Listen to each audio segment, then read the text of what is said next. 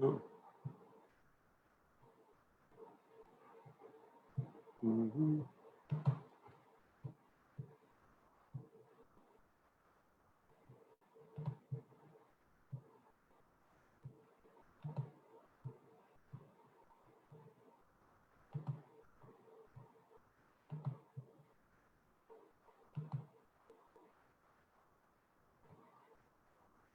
All right, I think we are ready to go. Not so many people. I think we'll get people to join us a little later. Let's see. Okay, got everything set. All right, pin video. There we go. All righty.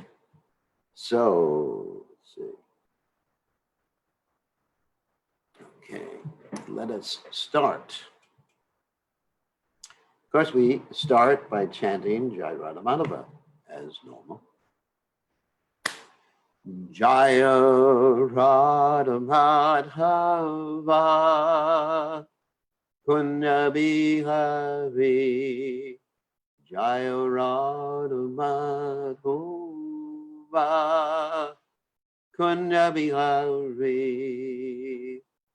Gopi Jana Malaba Giri Bharadhari Gopi Jana Malaba Giri Bharadhari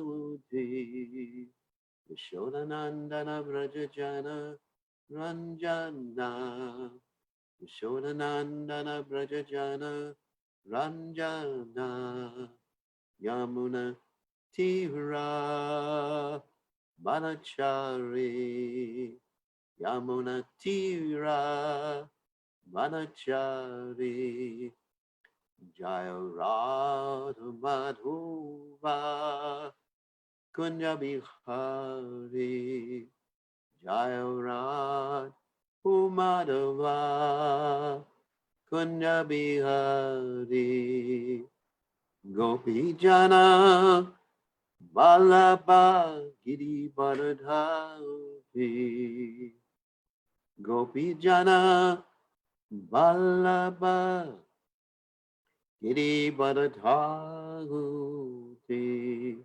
Yashodanandana Brajajana Ranjana Yashodanandana Rajajana Ranjana Yamuna Tira Vanachari Yamuna Tira Vanachari Jaya Radha Madhava Kunya Bihari Jaya Radha Madhava Kunya Bihari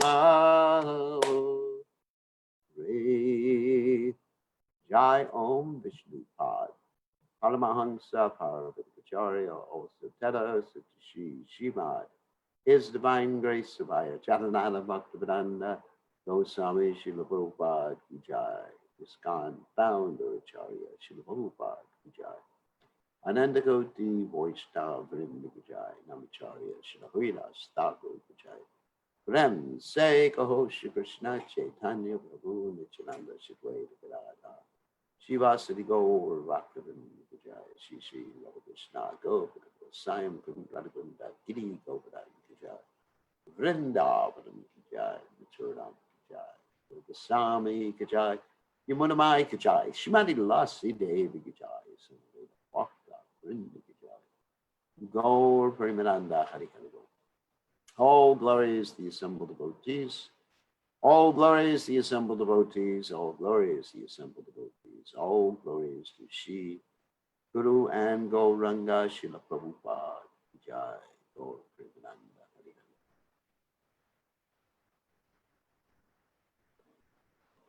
So Omaganaatimirandasya Galanjana Shlakaya Chakshur Viditam Gela Tosmai Shri Gurave Namaha.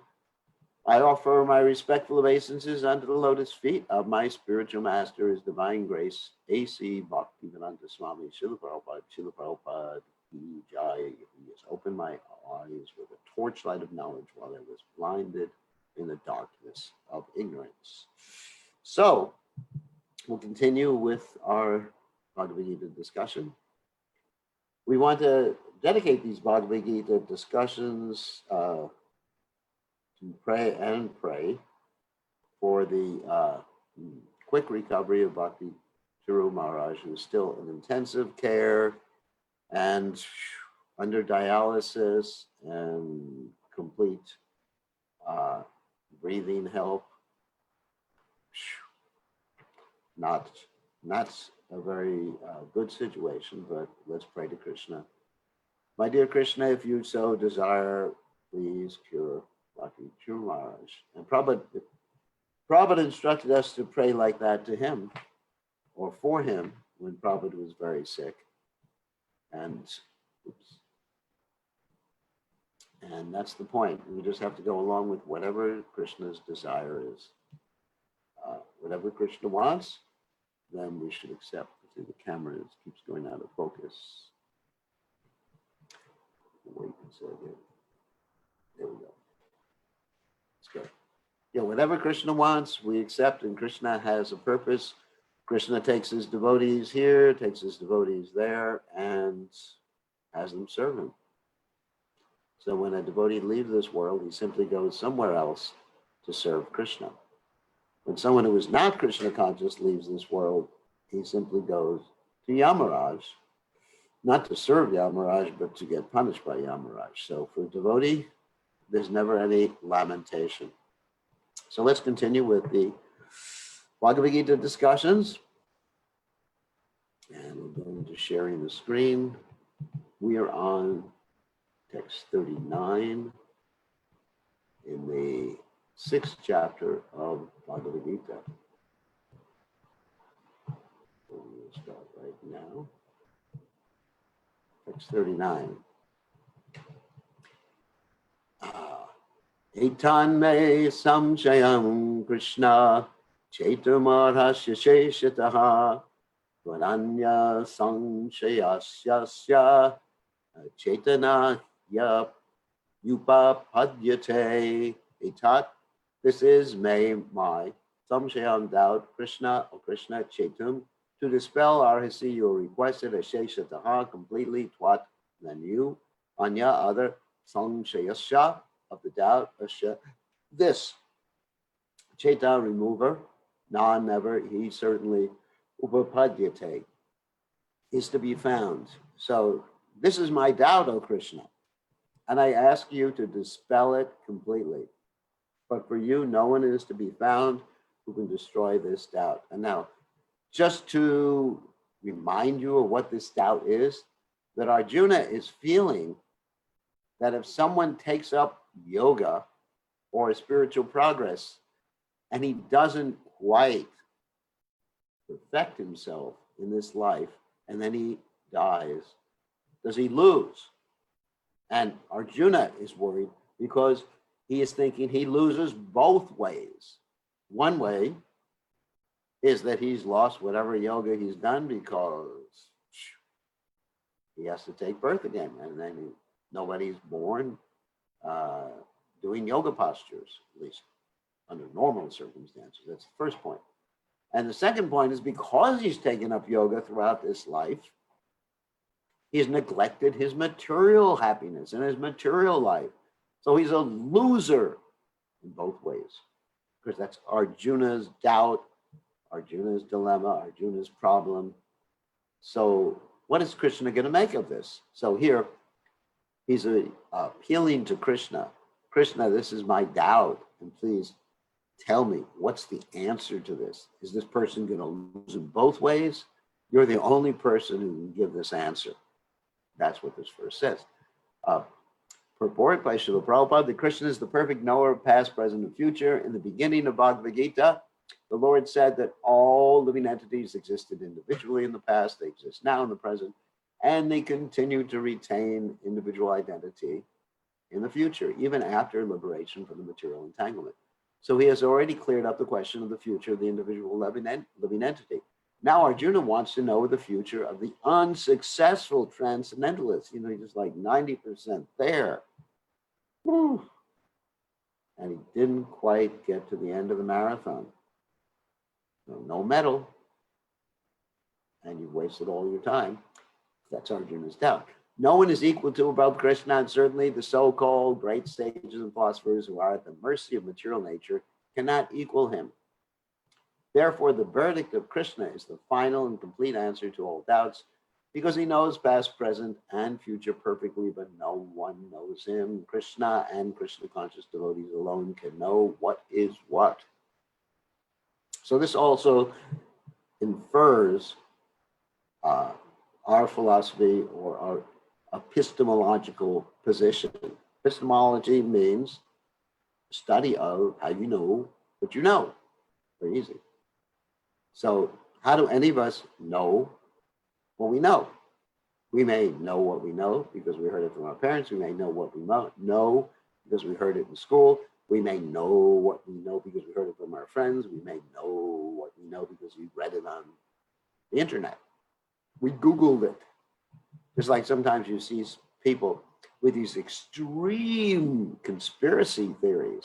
And where did they get it from? I mean, really weird conspiracy theories. We're all, anyway, I won't say what they are, because some people may be listening and get upset with me.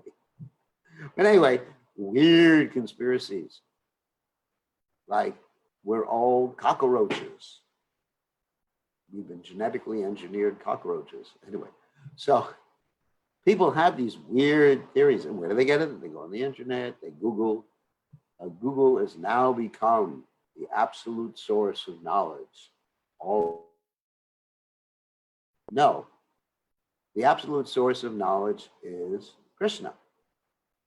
And when Krishna says something, he knows because he's omniscient. Google, in spite of all indications to the contrary, you may think has indications to the contrary, is not omniscient. You can find out a lot of bogus stuff by Googling it. And you may find out some good stuff. So use your intelligence in applying what you find out when you Google something. The internet is full of cheaters and rascals. Anyway, just like every day now, during this coronavirus, economic depression, whatever it is, I'm getting hundreds of emails from people who say, we have the money for you, just click on the link. Obviously, I just erased all these emails and I haven't clicked on a link yet. That's intelligent. Some people click on a link and then they have all their money taken away from them by one means or the other. So anyway, so who do you trust? And there was actually a TV show when I was young, it was named Who Do You Trust? And you know, several panelists were telling a lie and one was telling the truth, and you had to figure out who was telling the truth. But in this case, Krishna tells the truth, he knows the truth, past, present, and future, so we trust him. And spiritual knowledge comes from Krishna. Okay, so next text, and here Bhagavan, that's Krishna, is going to answer Arjuna's questions. Bhagavan means the person who is full of all opulences, all strength, all renunciation, all knowledge, all fame, all beauty. These are the opulences of Krishna, and therefore Krishna is called Bhagavan. So Shri means the opulent owner of all opulences speaks. Shri Bhagavan Uvacha, Apartana Iveha Namutra Nashastashat Vidyate Nahi Kalyana Krit Kajit Durgatim Tata Gachati. Shri Bhagavan Uvacha, the Supreme Personality of Godhead, said, Partha, O son of Prita, Naeva, never is it so, Iha, in this material world, Na, never, Amutra, in the next life, Vinashaha, destruction, Tasha, his, Vidyate, exists, Na, never, he, certainly, Kalyana Krit, one who is engaged in auspicious activities, Kaschit, anyone, Durgatim, to degradation, Tata, my friend, Gachati goes. Translation, the Supreme Personality of Godhead said, son of Prita, a transcendentalist engaged in auspicious activities does not meet with destruction either in this world or in the spiritual world, one who does good, my friend, is never overcome by evil. So one who starts the transcendental path, a bona fide transcendental path, gets to keep whatever advancement he has made in this life, or she has made in this life, and goes on to the next life. And Krishna will explain this. In the Srimad Bhagavatam, in the first canto, 5th chapter, text 17, Sri Narada Muni instructs Vyasadeva as follows. Chakva swadharmam charanam bhujan harer vajana bhakvo tapatitato yadi yatra vabhadram abhunamushakim kovartapto bhagajatam swadharmataha. If someone gives up all material prospects and takes complete shelter of the Supreme Personality of Godhead, there is no loss or degradation in any way. On the other hand, an undevotee may fully engage in his occupational duties and yet not gain anything. Bhagavatam also says, what is the use of a life without Krishna consciousness? That life can be compared, according to the Bhagavatam, to a tree that lives a long life, or to bellows, like a little pump, air pump, that breathes and has no significance, or trees, we mentioned trees, that have very long life, or beasts that eat and sleep and discharge semen. What is the use? What is the use? I mean, we're not in some Walt Disney phantasmagoria where, Lion King, Gorilla King, I know some such things, Gorilla King. But we're not in this phantasmagoria like that, the Lion King does something fantastic and chants Hare Krishna, takes his beads out and starts preaching to all his subjects in his kingdom. It's not like that. An animal should be respected. It's just an animal. So if you live your life like an animal, what's the use? But if you have one moment of Krishna consciousness in your life, then that starts you on your spiritual path, and your whole existence will become auspicious from that time forward. For material prospects, there are many activities, both scriptural and customary. A transcendentalist is supposed to give up all material activities for the sake of spiritual advancement and by Krishna consciousness. One may argue that by Krishna consciousness, one may attain the highest perfection if it is completed. But if one does not attain such a perfectional stage, then he loses both materially and spiritually. This is Arjuna's argument. But we understand, previously we read, Swapamapyasha, Dharmasya Trayate, Mahaprabhayat, and little advancement in this path can save one from the most dangerous type of fear. If you just chant Hare Krishna once, you get rid of all your karma. Wow. You're never going to be the loser by chanting. It is enjoined in the scriptures that one has to suffer the reaction for not executing prescribed duties. Therefore, one who fails to discharge transcendental activities properly becomes subjected to these reactions. In other words, if you're not Krishna conscious, then you get all these different reactions, good reactions, bad reactions. You are bounced around like a tennis ball being hit from one racket to another. The Bhagavatam assures the unsuccessful transcendentalist that there need be no worries, even though he may be subjected to the reaction for not perfectly executing prescribed duties. He is still not a loser, because auspicious Krishna consciousness is never forgotten, and one so engaged will continue to be so, even if he is low-born in the next life. Ooh. Let me give an example, low-born. Bharat Maharaj didn't quite make it. He was almost there to having made it. And he didn't quite make it, and he had to take birth as a deer in his next life. Now, a deer may appear to be extremely pure. But a deer is a lower form of life. What can I say? I haven't had too many philosophical discussions with deers. So, as a deer, he was able to remember his past life. And as a deer, he didn't hang out with the other deer. He hung out with the sages. On the other hand, one who simply follows strictly prescribed duties need not necessarily attain auspicious results if he is lacking in Krishna consciousness. In other words, if you're a goody-goody two-shoes and you do everything right, even Vedically, but if you're not Krishna conscious, what's the use? There's no use to it. The purport may be understood as follows. Humanity may be divided into two sections, namely the regulated and the non-regulated. Those who are engaged simply in bestial sense gratifications without knowledge of the next life or spiritual salvation belong to the non-regulated section. They're like human animals.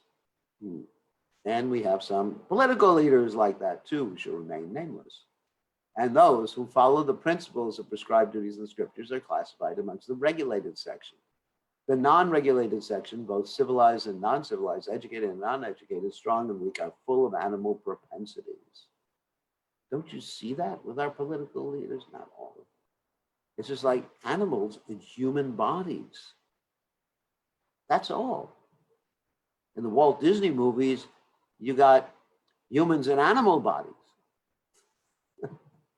But in real life, you got animals in human bodies. I think it's better to be in a Walt Disney movie, Bambi or something like that. Their activities are never auspicious because while enjoying the animal propensities of eating, sleeping, depending on mating, they perpetually remain in material existence, which is always miserable. On the other hand, those who are regulated by scriptural injunctions and thus rise gradually to Krishna consciousness certainly progress in life. Those who are following the path of auspiciousness can be divided into three sections. One, the followers of scriptural rules and regulations who are enjoying material prosperity. Two, those who are trying to find ultimate liberation from material existence. And three, those who are devotees in Krishna consciousness. Those who are following the rules and regulations of the scriptures for material happiness may be further divided into two classes. Those who are fruitive workers and those who desire no fruit for sense gratification. Those who are after fruitive results for sense gratification may be elevated to a higher standard of life, even to the higher planets. But still, because they are not free from material existence, they are not following the truly auspicious path. The reason is that even if they go to the higher planets, when their good karma runs out, Shane Purdine, Marcha Lokam Vishanti, they come back down again. It's only a temporary vacation. It's like I was describing last night that I went to Fiji, and by the mercy of Krishna, I had a very wonderful vacation on the beach. And then when my good karma ran out, I had to come back to America. I'm just joking, of course. The only auspicious activities are those which lead one to liberation.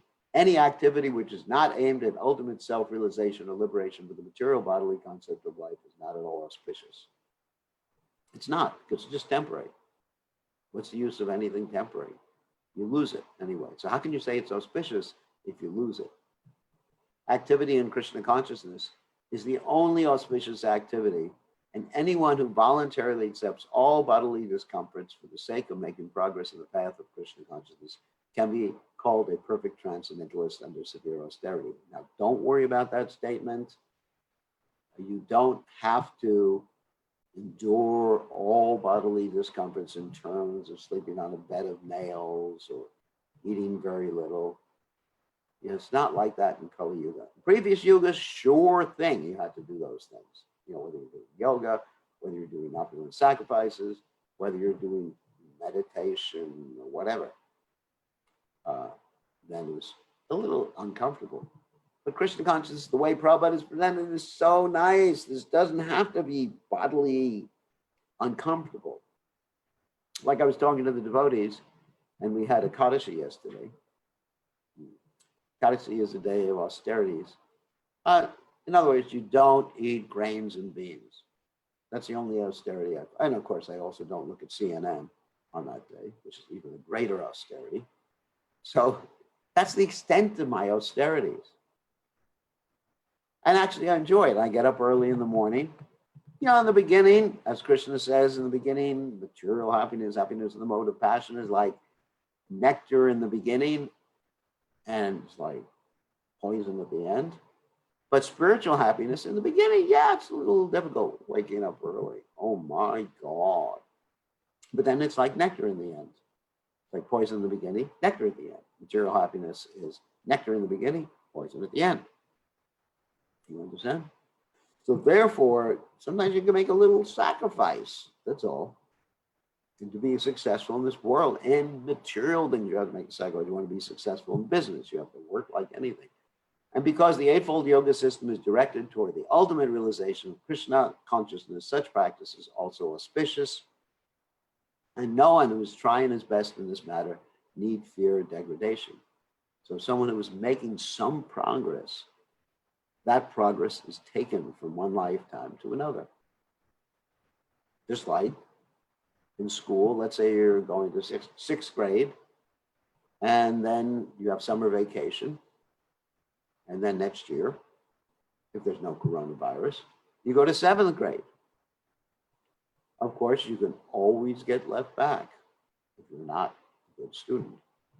So, prapya punya, this is very important verse. Prapya punya kritam lokanu shitva shasvati samaha suchinam shimatang gehe yoga prasto vijayate. Prapya, after achieving punya kritam, of those who perform pious activities, lokan, planets, usutva, after dwelling, sasvatahi, many, samaha, years, suchinam, of the pious, srimatam, of the prosperous, gehe, in the house, yoga prashtaha, one who has fallen from the path of self-realization, abhijayate, takes his birth. So the unsuccessful yogi, after many, many years of enjoyment, in other words, this is the first thing you get. If you're an unsuccessful yogi and you're not super advanced, okay. So let me be super advanced, which is going to be described in the next verse. The unsuccessful yogi, after many, many years of enjoyment on the planets of the pious living entities, that's heaven. Pretty nice. So what's there in heaven? Everyone's beautiful. No one smells bad. No one gets old. No babies crying. In heaven. Yeah, it's just cool place. The mangoes are always in season.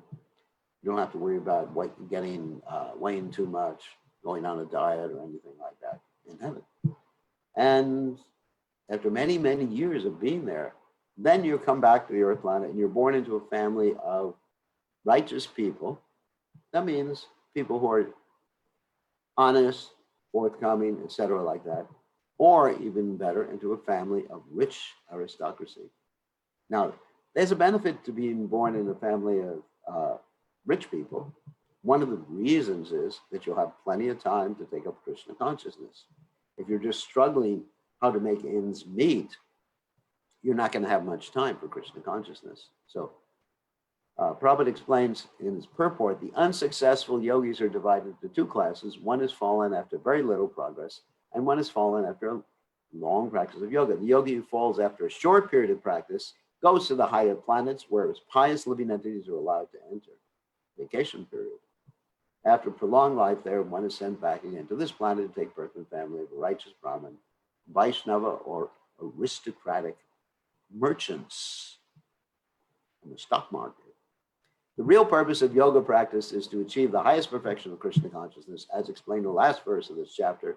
But those who do not persevere to such an extent and who fail because of material allurements are allowed, by the grace of the Lord, to make full utilization of their material propensities.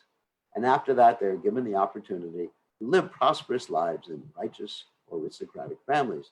Those who are born in such families may, is the word may, take advantage of the facilities and try to elevate themselves to full Krishna consciousness. Prabhupada said about one devotee who passed away through unfortunate means. And when the devotee said, is he going to be a devotee in his next life? And Prabhupada said, he didn't really take it seriously in this life, so there's no guarantee he's going to take it seriously in the next life. But at least he will continue to be exposed to Krishna consciousness, and it may take many, many lifetimes. You can be Krishna conscious in one lifetime just by following the simple process, the 4 regulated principles and 16 rounds, and that's it.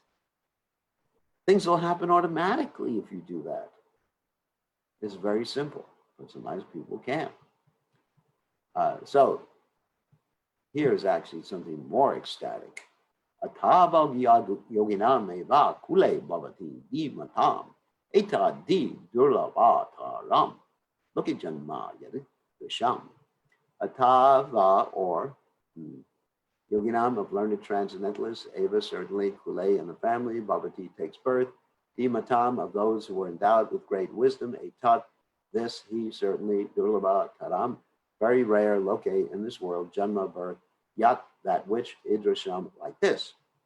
Or if unsuccessful after a long practice of yoga, that means almost there, he's made a lot of practice. He's not just like a materialistic person doing yoga, well, I hope I become spiritually realized, but the real point in life is money, money, money. The real point in life is have a nice car.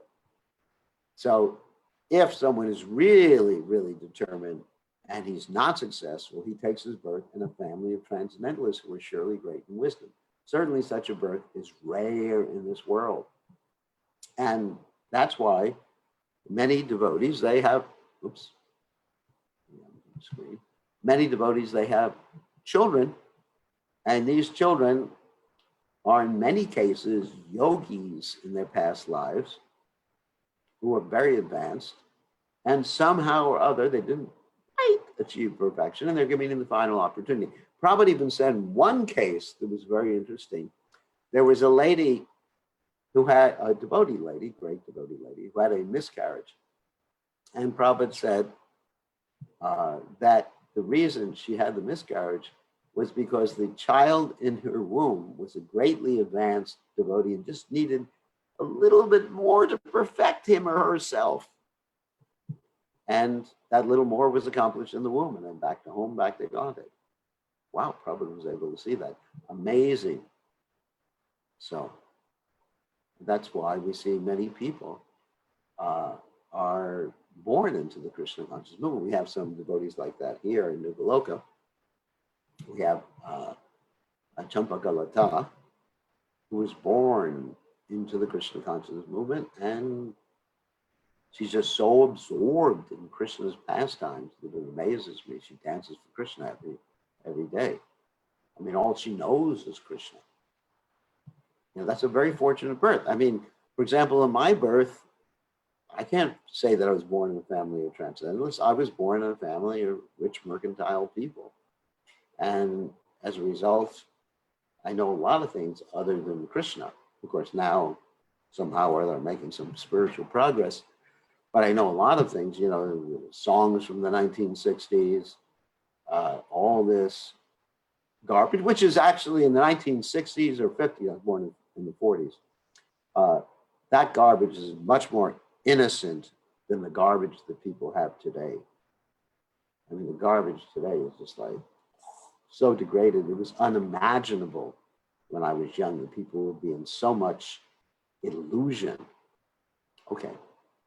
So such a birth, being born in the family of transcendentalists in the Hare Krishna movement, is very rare, very great responsibility. And actually, Lord Rishabhadev was an incarnation of Krishna, says that no one should become a mother or father or guru or worshipable in any way unless they're capable of freeing their dependents from the cycle of birth and death. So let's read Prabhupada's purport. Birth in a family of yogis or transcendentalists, those with great wisdom, is praised herein because the child born in such a family receives a spiritual impetus from the very beginning of his life. I did not receive that spiritual impetus from the very beginning. It was especially, I wish I had, it is especially the case in the Acharya or Goswami families. I mean, let's take Prabhupada, for example. Prabhupada was born worshiping the deities. His first memory is going to see Radha Govinda in a temple right across the street from Prabhupada's home. I mean, these were his memories. His father, before he was born, prayed for a pure devotee of Srimati Radharani, and therefore Prabhupada was born. Srila Bhaktisiddhanta Saraswati Thakur had a similar story of his birth. His father, Bhaktivinoda Thakur, prayed for Lord Chaitanya's right-hand man, and therefore Bhaktisiddhanta Saraswati Thakur was born. I mean, this is extremely fortunate birth. No one can estimate the extent of that fortune. Such families are very learned and devoted by tradition and training, and thus become spiritual masters. In India, there are many such acharya families, but they have now degenerated due to insufficient education and training. In other words, they started out pretty good, many generations ago, but things got degraded as time went on. I mean, even you'll see, well, I hate to make reference to a certain church where there was the main leader of the church. And after a while, well, I guess I can mention, the popes got very degraded and they actually became debauchees. I mean, there was one pope called Pope Honest, because at least he admitted to having illegitimate children. By the grace of the Lord, there are still families that foster transcendentalist generation after generation. And we have families like that in our Krishna conscious movement. We have devotees getting married who are like that, who have very wonderful Krishna conscious children. And I mentioned one example here in our temple. And we have others too. Of course, our temple president and her husband have very Krishna conscious families. There's anyway, I'm not going to go through everyone. Don't get upset if I didn't mention you. Fortunately, both our spiritual master, Om Vishnupad Srimad Bhaktisiddhanta Saraswati Goswami Maharaj, and our humble self had the opportunity to take birth in such families. By the grace of the Lord, both of us were trained in the devotional service of the Lord from the very beginning of our lives. Later on, we met by the order of the transcendental system. Of course, let me just make this clear, that even if someone is not born in a family like that, they could still be great yogis, and they still could have been sent by Krishna to perform some purpose, just like Haridas Thakur. Haridas Thakur was combined incarnation of what? Lord Brahma and Prahlad Maharaj. And he wasn't born in a transcendental family. And Bhaktivinoda Thakur is sometimes known as someone who's born in a family of Daityas, people who weren't Krishna conscious. And yes, he is a Nityasiddha devotee. You can't use that as an absolute judge just because someone was born in a family of Malachas or something like that. Therefore, they're either a not so advanced yogi or just an absolute rascal. You have Vibhishan, who was born in a family of demons. He was Ravana's brother, Kumbhakarna's brother. He was one of the greatest devotees of all time. You have Hanuman, born in a monkey family, and he is a great servant of Lord Ram. So there's so many instances. So please don't use that as a means to criticize people. You weren't born. Well, I was born in the Hare Krishna movement, and therefore I'm a Vaikuntha kid. Vaikuntha kid means spiritual kid. Without anxiety. Oh yeah, no anxiety. So I'm a Vaikuntha kid. I'm special. I'm God's gift to humankind. Not necessarily. Krishna himself had a son who became a demon. And who's a better father than Krishna? Because in that case, the mother was Bhumi, the earth. And this son became a demon. And Krishna had to take care of him. Krishna had to fight with him because this son kidnapped so many innocent young girls, and Krishna had to fight and win the hand of all those girls who had been kidnapped by this demon, his son. So don't take this as an absolute measure. Take this as a reassurance by Krishna, these statements in the Bhagavad Gita, as a reassurance that you're being reassured that if you are spiritual, in this lifetime, that you will get one of these two destinations in your next life. Either go up to the heavenly planets, be born in a rich family or Brahminical family, or if you're very advanced, be born in a family of transcendentalists, and the sound you hear within the womb of your mother will be Hare Krishna, Krishna Krishna, Hare Hare, Hare Rama, Rama Rama, Hare Hare, because the embryo in the womb is able to hear sound vibration. Just like Prahlad Maharaj. He was in the womb of his mother, And he basically got full instruction from his guru, Narada Muni, in the womb of his mother. Because after he was born, there was no opportunity for Narada Muni to give him instruction. Because he went back to his father's name was Hiranyakashipu. Hiranyakashipu made sure that nobody polluted his son with Krishna consciousness. So he got all of his instruction while he was in the womb. So it is a great thing to have Krishna conscious children. I mean, just amazing. And we see so many of them here. So anyway, next verse. Tatra tam mudi sang yogam labate parvadehikam yatate cha tato budya samsara kurunandana. Tatra thereupon tam that buddhi samyogam, revival of consciousness, labate gains, parva dehikam, from the previous body, yatate, he endeavors, cha also, tataha, thereafter, huiha again, sang siddha, for perfection, kurunandana, the son of Kuru. On taking such a birth, he revives the divine consciousness of his previous life, and he again tries to make further progress in order to achieve complete success as son of Kuru. And that's why you see people, I mean, sometimes we go out, we meet many people, and people just like, wow, where have you been this whole time? I mean, even George Harrison was like that too. For example, the devotees in London were trying to meet George Harrison in the early days. And George Harrison had previously had previously heard Prabhupada's record. And he was thinking, where are these Hare Krishnas, Hare Krishnas? And so they showed up at a party. And the way they got into the party is they snuck in with John Lennon and Yoko Ono. It's an interesting story. You could read Shamasundar's book to hear about it. So they snuck into the party, and George Harrison said, where have you been? I've been waiting to meet you.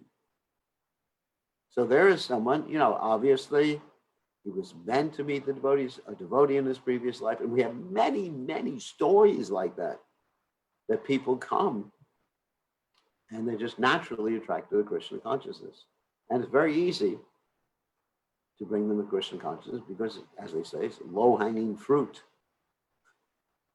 Now, a lot of people are high-hanging fruit. In other words, oh my God, like my parents, for example. Of course, my father ultimately became very favorable to Krishna consciousness before he left this world. So Prabhupada explains that King Bharata, who took his third birth in the family of a good Brahmana, is an example of a good birth for the revival of previous transcendent consciousness. King Bharata was the emperor of the world, and since his time, this planet has been known among the demigods as Bharata Varsha. Formerly, it was known as Lavrita Varsha. The emperor at an early age retired for spiritual perfection, but failed to achieve success. In his next life, he took birth in the family of a good Brahmin that was known as Jadbharata. Actually, the full story, probably that's an abbreviated story. So the full story is he left everything, his emperorship, in which he had so much opulence, but he left it all just like one leaves a toilet after doing whatever you're doing in the toilet, and flushing the toilet. He left that, went to meditate, but while he was meditating, he started to neglect his spiritual practices because he became attached to a little baby deer whose mother had died. So he was thinking of this deer instead of thinking of his spiritual practices. And basically, he was looking for his deer aware. He was feeling separation from the deer. Like this morning, we were talking about separation from Krishna. So he was feeling separation from the deer. He was saying, oh, my deer, my deer, my deer, where's my deer? And he died in such a state. And then he took birth as a deer. And then as a deer in the next life, he was real careful not to hang out, as I mentioned before, with the other deer. He hung out with the brahmanas and the devotees. And after that life, he took birth in the family of a good Brahmin. And he was known as Jadabharata, Prabhupada says here, because he's always remained secluded and did not talk to anyone. So it's more than that. He did always remain secluded, but he acted like an idiot so no one would talk to him. He didn't bathe himself properly. He couldn't learn to chant his mantras. Basically, Jada, he just acted stupid. So when you act stupid, nobody's going to try to send you to the university or, give you a job or anything. Actually, Srila Bhaktisiddhanta Saraswati Thakur was the most intelligent person, but he didn't want to graduate from the university because he understood if he graduated from the university, there would be some pressure that he would have to get a job and he would have to get married and all that other stuff. And he said, no way, Jose. So Jadabharata was like that too. So he was so stupid or acted so stupid that sometimes his brothers put him out to be a scarecrow. Just like stand there in the fields and scare all the crows away so they wouldn't eat the corn. And that was how bad it was. And one time they thought he was like an animal and they were going to sacrifice him to the goddess Kali. And the goddess Kali just like destroyed everybody who was trying to sacrifice him. The story's there in the Bhagavatam if you're interested. And then eventually he was posted to carry the palanquin of this king named King Rahugana. And as he was carrying the palanquin of King Rahugana, you need 4 palanquin carriers, he was jumping up and down because he didn't want to step on any ants. And so King Rahugana sort of accused him of being, dumb or whatever. And he answered in a very precise, spiritual, elevated fashion that no dumb person could have answered him. And one of the main answers he gave to King Rahugana is this beautiful verse from the Bhagavatam. Rahuganai tat tapasani ati achesya nirvapana grahadva chandasa laiva chandasa naiva jalagna suryar yuna mahatpada vijobhishekam. That no one can be spiritually conscious, Krishna conscious, by executing austerities like being cold in the winter or putting yourself in fire in the summer, or being a good grahasta, being a good sannyasi, but only by taking the dust and serving a great devotee. So that's the secret. So he gave that lesson to King Rahugana. From his life, Prabhupada said, it is understood that transcendental endeavors of the practice of yoga never go in vain. By the grace of the Lord, the transcendentalist gets repeated opportunities for complete perfection and Krishna consciousness. So why don't you take the opportunity now? Don't think, well, I'm going to get so many opportunities, Let's take it easy. Take it easy. Let's go surfing or something. No, you're going to get so many opportunities, but there's no guarantee you're going to take those opportunities. That's the point Prabhupada made in the beginning of the class. I said that about a devotee who passed away. Prabhupada said there's no guarantee he's going to take up Krishna consciousness. He'll get opportunities. There is a saying, opportunity knocks but once. Purva, yeah, but in Krishna consciousness, you'll always keep getting opportunities. But it may take you a long time to take advantage of those opportunities. It's like if you're expert in investing in the stock market, then you'll make a lot of money. You get opportunities, you know how to take advantage of those opportunities. My mother was like that. Purva, not in Krishna consciousness, in the stock market. Purva vyasena tenaiva riyate yavasho saha yasurapi yoga shabda brahma vivartate. Purva, previous, avyasena, by practice, tena, by that, eva, certainly, riyate is attracted, he surely, avashaha, automatically, api also, sahi, yigasahu, inquisitive, api even, yogasha, about yoga, shabda brahma, ritualistic principles of scriptures, ativartate, transcends. By virtue of the divine consciousness of his previous life, he automatically becomes attracted to the yoga principles, even without seeking them. Such an inquisitive transcendentalist stands always above the ritualistic principles of the scriptures. Now, of course, I remember that in my life, and I know about that in the life of many people, many devotees, that automatically is just like, wow, this is what I'm supposed to do. So Prabhupada said, advanced yogis are not very much attracted to the rituals of the scriptures. Tell me all about it. But they automatically become attracted to the yoga principles, which can elevate them to complete Krishna consciousness, the highest yoga perfection. In the Srimad Bhagavatam, in the 3rd canto, 33rd chapter, text 7, such disregard of Vedic rituals by the advanced transcendentalist is explained as follows about the holy name. Aho bata swapachito garyam yati wagri batate nama tugyam devastapasate jehuva shashnara yarma manuchur nama garantiyote. Oh my Lord, persons who chant the holy names of your Lordship are far, far advanced in spiritual life, even if born in families of dog eaters. Such chanters have undoubtedly performed all kinds of austerities and sacrifices, bathed in all sacred places, and finished all scriptural duties. That's a fact. If people are chanting the holy names, they're finished with their karma, parabdha karma, aparabdha karma, kuta, bija, etc. And they're automatically assumed to have actually transcended all the preliminary rituals, the pinda sacrifice, whatever. The famous example of this was presented by Lord Chaitanya, who accepted Thakur Haridas as one of his most important disciples. Although Thakur Haridas happened to take his birth in a Muslim family, he was elevated to the post of Namacharya. That means the main teacher of the holy names.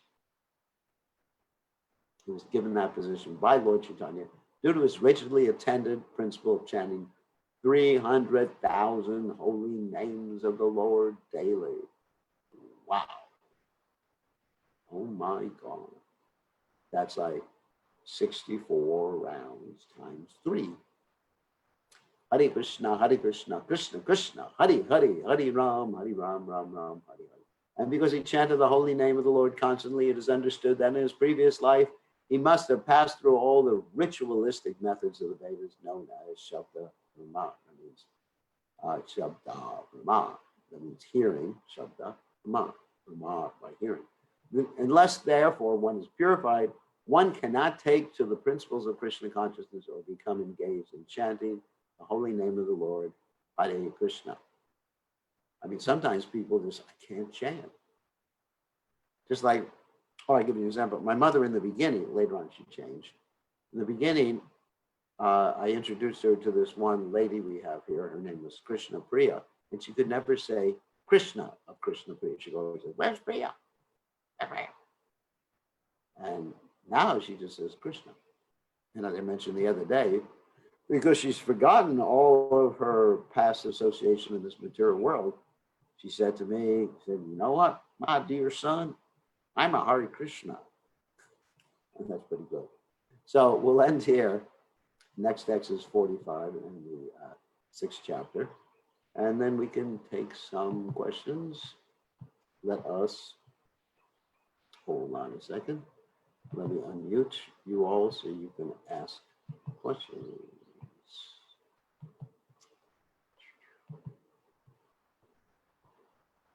So, okay, now is your opportunity to ask questions. Does anyone have any questions? Hare Krishna, Gurudev, this is Rishikesh Das. Rishikesh, Hare Krishna. Gurudev, question is, does devotees, who are chanting Hare Krishna, they don't even have prarabdha karma also? Prarabdha karma, is that what you were asking about?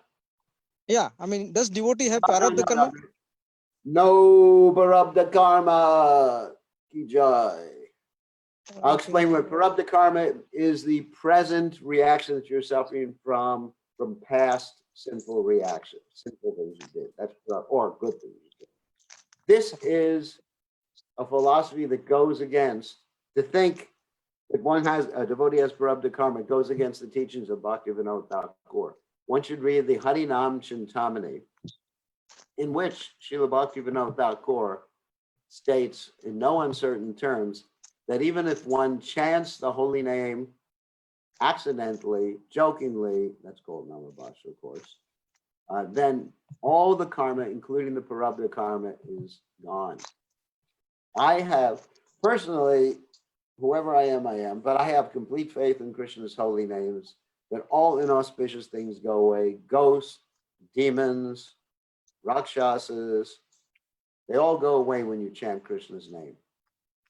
So Gurudev, how do you understand when devotee go through like a terrible disease and all that? What is the reason behind that if there is no karma? Of course, he's now referring to the situation with Bhakti Chur Maharaj, which I want to dedicate all the classes we're doing, as I mentioned in the beginning, to his welfare. that he has a quick recovery if Krishna desires. How do I understand that? It's Krishna's plan to, first of all, to glorify a devotee. And I gave that example. I don't know if you were listening the other day when I gave the example of Jai Pataka Maharaj, who went through all these difficulties. I mean, he had brain hemorrhage in the inner brain, the brain stem. And then he had to have a kidney transplant, liver transplant, and he's preaching enthusiastically. And he's not depressed. He's ecstatic in Krishna consciousness, because Krishna consciousness has no material impediments. So basically, whether you are Krishna conscious or you're not Krishna conscious, you're going to have to go through physical difficulty. I hate to tell you that. That is life in the material world. That you're going to have something happen. You're going to have an accident happen to you. You're going to get old. Old age is no pleasant experience either. I can say that because I am 110 years old at this point. I was born around the time of the American Civil War. Anyway, so whatever it is, I can tell you that whatever it is, the material world is not a nice place, whether you're a devotee or a non-devotee, but a devotee is not attached to the body. And Krishna arranges that. And like I said, everybody leaves the body. Look at what happened to Prabhupada. Look what happened to Mount Krishna Maharaj.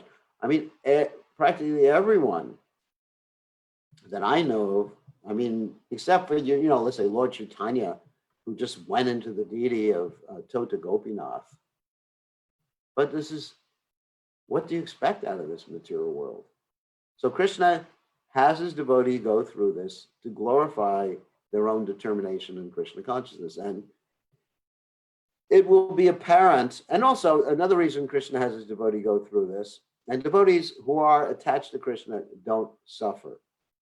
Suffering comes because of attachment. See, you're looking at it from a material perspective. I think this is another important point. That you're thinking, if you had to go through this, you would be miserable. However, a devotee, an advanced or pure devotee, is not attached to the body, because the attachment to the body is the source of the misery in this world. Give up the attachment. Buddhists understand this too. Give up the attachment, give up the suffering. So an advanced devotee, no matter what the condition, like you see Prabhupada in the final days, I mean, he was skin and bones, basically. There was no muscle, there was no flesh underneath the skin of Srila Prabhupada. And yet Prabhupada's consciousness was completely clear. Look at Grandfather Bhishma. Grandfather Bhishma, he was filled with arrows. It's described in the Mahabharata. You could not even put a finger between the arrows. In other words, so many in the body, not in the head. Arjuna didn't shoot for the head. But there were so many arrows in the body that you couldn't even stick a finger between the arrows in the body. And yet he's glorified because he gave the highest knowledge as he was lying on the bed of arrows. So it's actually quite dangerous to project our own mentality upon the personality or life of a great devotee, because you can't understand the mind of a great devotee. I mean, who can understand Prabhupada's mind? So what's happening is between him and Krishna, and we are not really privy to it. Another reason that we see great devotees go through difficulty, like Prabhupada did when he was leaving this world, was that it actually cements in their followers' minds the importance of Krishna consciousness, the nature of this world, and the essential duty to concentrate on the instructions of this great personality. In my own case, Prabhupada's leaving the planet, I mean, of course, it was devastating for me. I mean, I, like all the disciples of Prabhupada that I know of, cried, and really cried. I remember just, I don't ordinarily cry, except when it's prasadam time. But I really cried. But then I had the understanding that now my purpose in life is to dedicate myself to Prabhupada's mission. So that lesson, sometimes it's called Prabhupada's leaving the planet is called the final lesson. You hear this. Actually, that's in the Prabhupada Lilamrita.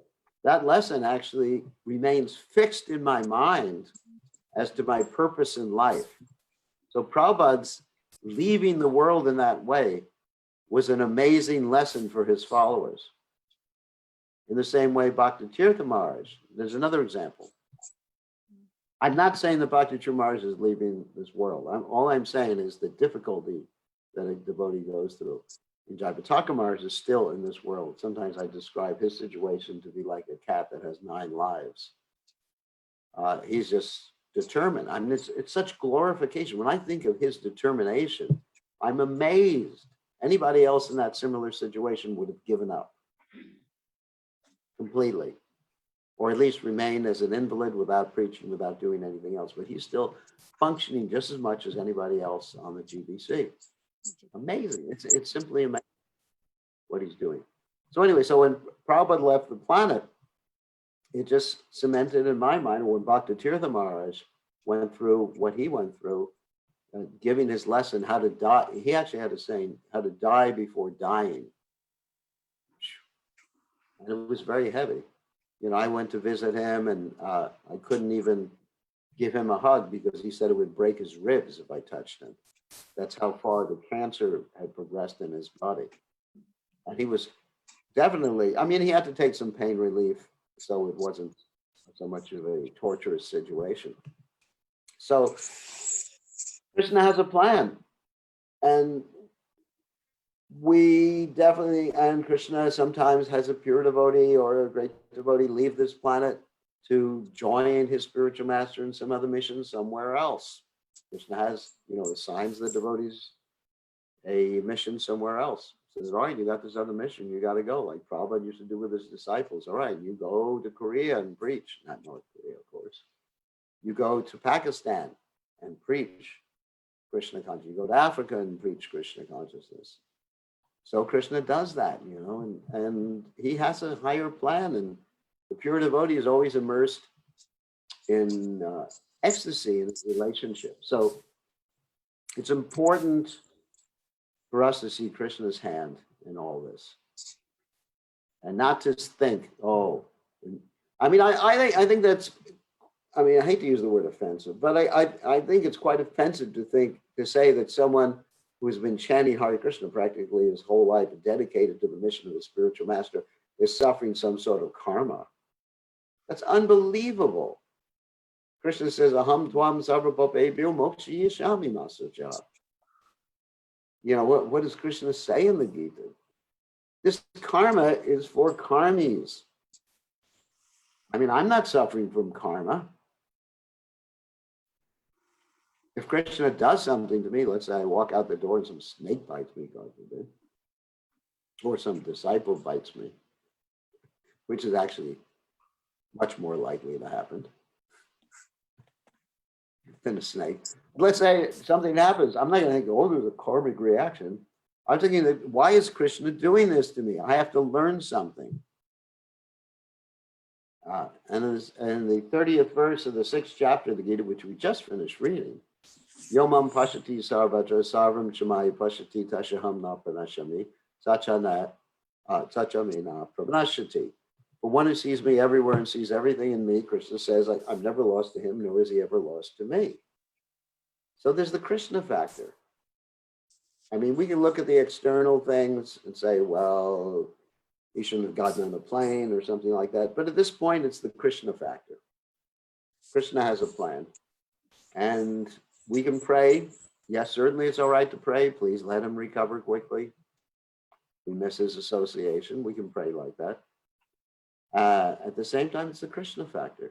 And we should never, Charyamam Gyanimam Navamanyeta Karyachit Namarchibudyasu Sarvadeva Mayo. One should never consider a guru or acharya or a devotee who's chanting regularly to be an ordinary person. It's like seeing the deity to be made of stone. Like if you go into the temple and say, here's that piece of stone. You can't think like that. So I really get upset when people talk about parabdha karma, devotees suffering parabdha karma, when it goes completely against our understanding of the holy name and Bhaktivinoda Thakur's teachings about the holy name. I mean, it's just like people get into all this astrological stuff, parabdha karma. Maybe there's some horoscope thing, horoscope. I mean, I had an astrology done, and according to, whatever was previous karma, I was supposed to die when I was 55 years old. And I was waiting for the day. I was just saying, Krishna, okay, I'm 55. Time to go. Hasta la vista, everybody.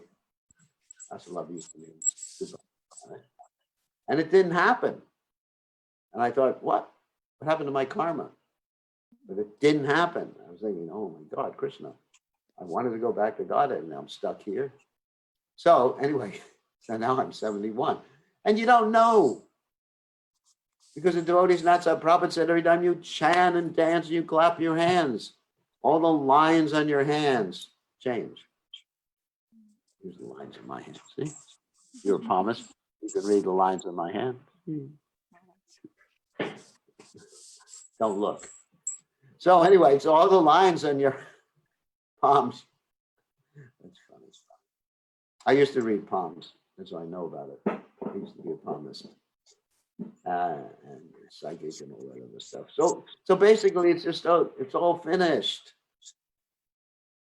So it's Krishna. All I know is it's Krishna. I know no one but Krishna is my Lord. And by Lord Chaitanya's Shastika. And so as far as the explanation, Krishna has a plan. And we can pray for what we want. And Krishna may go along with our prayer, and he may not. He may not, because he has his own plan for everybody. The whole movement, we were all praying for Prabhupada to remain on the planet. And Prabhupada was giving us an incentive. He would get well, and he'd get sick again, he'd get well and sick. And Prabhupada indicated that possibly he would live. But that was simply to bring us closer to Srila Prabhupada. I mean, we see that in retrospect. So what is Krishna's plan in this particular regard? I am not Krishna, and I will never be Krishna, thank God. I do a horrible job at being Krishna. If I was Krishna, I'd be the worst Krishna possible. I can't even play a flute, what to speak of dance.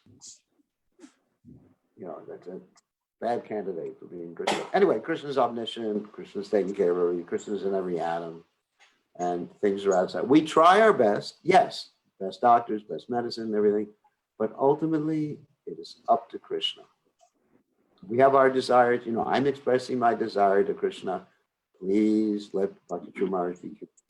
It's my desire. But Krishna has his plan. I mean, ultimately, my desire is to let Krishna do whatever he has to do. Sometimes it's very sad. Like, there's that story about Srinivasa Acharya going to Vrindavan, and he discovers that Rupa and Sanatana Goswami had just passed away, and he gets angry and says, this Vrindavan is very cruel. I'm not going there. So these things happen, but basically, I mean, the reason I got so excited is because we don't want to talk about karma in relationship to a devotee or people who are chanting Hare Krishna. I don't want to even think about it, because the chanting of Hare Krishna is completely transcendental to all this stuff, the karma stuff. Yes, you may get a token reaction, but that is administered directly by Krishna to remind you. Or a guru gives initiation, may get a token reaction, it's not karma, may get Krishna reminding him that, you just initiated some rascal. And so then you'll have some dream at night, like Godzilla will come and attack you, or King Kong, or some disciple will be a rascal. It's just like, that's life, but it's not karma. I'm finished with karma. I don't have parabdha karma, I don't have aparabdha karma, I don't have kuta, I don't have bija, I don't have any of those things. And neither does Bhakti Maharaj. And to think that he does is not very thought. One should remember that. One should remember that because it's very bad to think like that. Anyway, thank you for the question because that was brought up earlier in an email I had with someone today about that whole subject matter. And I feel very strong about it because I have 100% faith in Krishna's name, 100%. 100% faith in Prabhupada, 100% faith in Krishna's name. There's no doubt about it. So do not think karma. That it really upsets me that people think that devotees can be under karma. Okay, so there was one other question. I think Veda has a question. She's with Mother Tulsi. Veda Priya has a question. Gurudev. Uh-oh. That is Praneshra, the voice from the past. Yes. Okay. So, Gurudev, like to know about the pristine knowledge in Krishna consciousness. Pristine means pure. That's pure knowledge. Knowledge of the soul, knowledge of who you are in the spiritual world, knowledge, anyway, basic knowledge of Krishna consciousness. That's pristine, pure knowledge. Impure knowledge is relative knowledge in this world. Like politics, how to do business in India, how to make money. It's all relative knowledge. And you use relative knowledge in Krishna's service. That's good. I don't object to relative knowledge, but pure knowledge is more pristine. Pristine means pure. Okay? Yes, Gurudev. Okay. Hare One Krishna, more. Gurudev. Can I ask one question? Okay. Okay. Okay. Gurudev, just little more clarification on what you just talked about. I mean, maybe it is a bit speculative. So, if one chants Krishna's name, even by accident, so all karmas go away. So, but That's then same time, you also mentioned that when Guru gives initiation to disciple, he takes over disciples' karma, something like that. He doesn't get the disciples' karma. I'd be dead 100 times over if I got everyone's karma. You would be looking at an instantly cremated person after initiation. If I actually got people's karma, I'd be a pile of ashes after giving initiation to someone. I wouldn't even need to get cremated. So he gets a token of the person's karma. Prabhupada said he may get a bad dream or a little disease or something like that. And therefore the guru has to be strong in his chanting of Hare Krishna. So he doesn't, so Krishna doesn't really whack it to him. That game, whack-a-mole. So whack a guru. Anyway, so it's not karma, but he gets a token from Krishna to remind him of what a serious thing it is to be accepting disciples. Someone has to be very careful not to accept unqualified disciples, because unqualified disciples can actually, give someone a little reaction. You can have dreams every night. Dreams every night about monsters. Anyway. Thank you, brother. At least they're interesting dreams. It's better than going to the movies. They're 3D virtual reality dreams. So I'm very fortunate. I get plenty of those dreams. Okay. Hare Krishna. Thank you. Hare Krishna. Uh-oh. Sudharma, yeah, what's up? Yeah, I'm at the hospital. Thank you so much for giving us the hope and assurance. So can you please talk to Raj? Yeah, Rajendra. He's just here. Oh, Raj, how are you? Chandra, how are you? Good to see you. Maharaj, how are you? Fine. I'm praying for you. Krishna's taking care of you. Yeah, I'm here. I'm okay. It's Good. all same as a home and hospital is all same. Yes, Krishna's taking care of you. Krishna's taking care of you, and try to take shelter of Krishna and pray to Krishna and chant, and that everything will be all right. Everything will be all right. Blessings. Yeah, okay. Thank you. Hare Krishna. Hare Krishna. Hare Krishna. Thank you, Guru Maharaj. Thank you so much. Hare Krishna. Haribo. And I think we had Veda, question. I think we're going to get to her. I That's the last. figured. Oh, there you I are. actually have kind of two questions because another one came up just now. But the first one was just about karma, and you said that when someone chants just once, all of their karma is gone. Goes away. Yeah, Wondering what you meant by that. exactly. All their karma is gone, but they can go and make new karma if they want. Okay. It's like when I clean my house, if I don't keep it clean, it just gets dirty again. So in other words, the chanting has to be done regularly to keep the karma away. So you Right? don't need initiated to have all of your No. past karma. No, to get rid of the karma, you just need to chant. But also you need to stop someone needs to stop certain activities. You can't just like chant and smoke marijuana between each mantra. Okay.